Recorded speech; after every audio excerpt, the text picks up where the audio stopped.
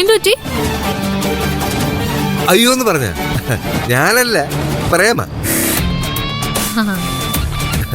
ഏറുകൊണ്ടില്ലല്ലോ അപ്പോ. ആണല്ലേ? അപ്പൊ ആ കൈയൊന്ന് പൊക്കി. എന്തിനാ? അല്ല, പരിക്കിന്റെ ഒരു ഗുണനിലവാരമൊക്കെ അളക്കണമല്ലോ, അതിനാ. ഓ, ഒന്ന് പൊക്കി കാണിച്ചു കൊടുക്കുമനെ. നീ കളരിയാണെന്ന് എനിക്കല്ലേ അറിയാവൂ. അയ്യോ മോനെ,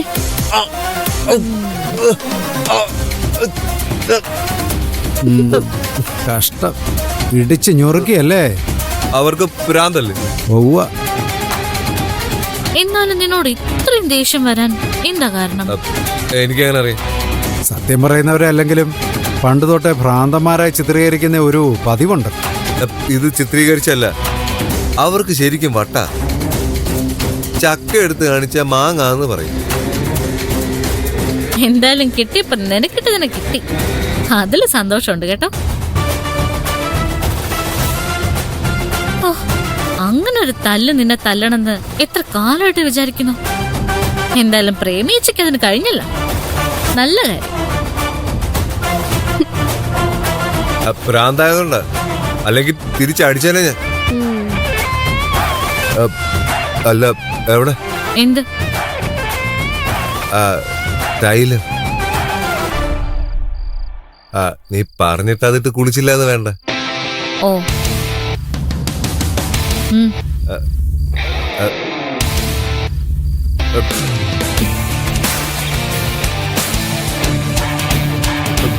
പിടിക്കണോ മോനെ?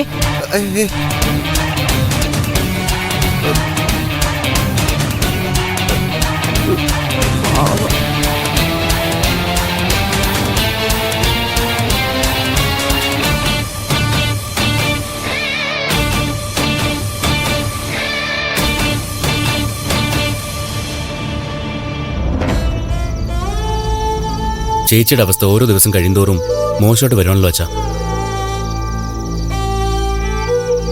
ഇതിങ്ങനെ തുടർന്നു കഴിഞ്ഞാൽ എവിടെ ചെന്ന് നിൽക്കും?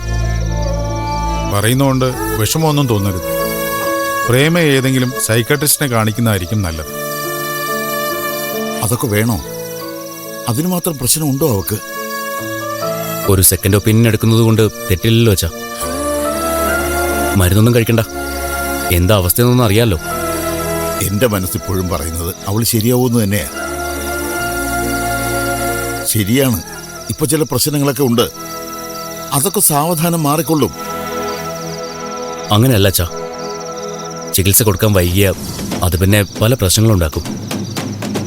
മനസ്സ് പൂർണ്ണമായിട്ടും കൈവിട്ട് പോയാൽ പിന്നെ നമ്മൾ എന്ത് ചെയ്യും? തക്ക സമയത്ത് ചികിത്സിച്ചിരുന്നെങ്കിൽ ഇങ്ങനൊന്നും സംഭവിക്കില്ലായിരുന്നുവെന്ന് നമുക്ക് നാളെ കുറ്റബോധം തോന്നരുതല്ലോ. അതിനുവേണ്ടിയെങ്കിലും നമുക്കൊരു ഡോക്ടറെ കാണിക്കുന്നത് നന്നായിരിക്കും. ഇപ്പൊ കൊടുത്തിരിക്കുന്ന മരുന്നൊക്കെ പ്രേമ കൃത്യമായിട്ട് കഴിക്കുന്നുണ്ട്.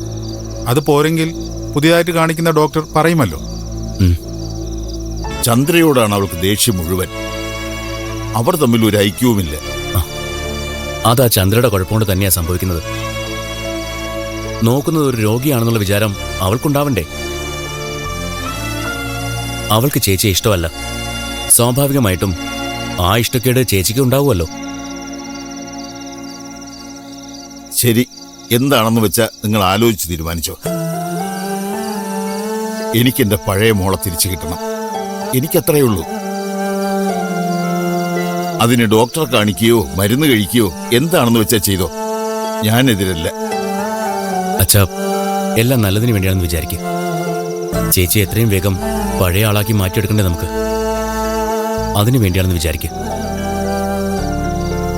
എന്റെ പ്രേമ പഴയതുപോലെ ആവുമെന്ന് എനിക്ക് നല്ല ഉറപ്പുണ്ട് അച്ഛാ. അതിന്റെ വേഗം ഒന്ന് കൂട്ടാന്ന് വിചാരിച്ച സൈക്കാട്രിസ്റ്റിനെ കാണിക്കാമെന്ന് പറഞ്ഞത്. അപ്പൊ നമ്മളത് തീരുമാനിക്കുന്നു. ഡോക്ടർ ആരാണെന്ന് ഞാൻ കണ്ടുപിടിച്ചോളാം.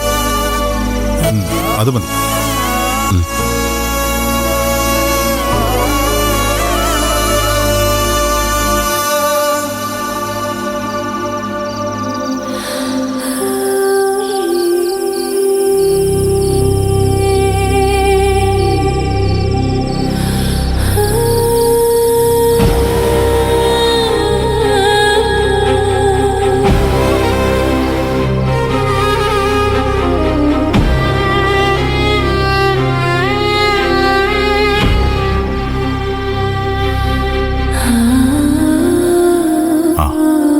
എന്നാ ഞാൻ ഇറങ്ങട്ടെ.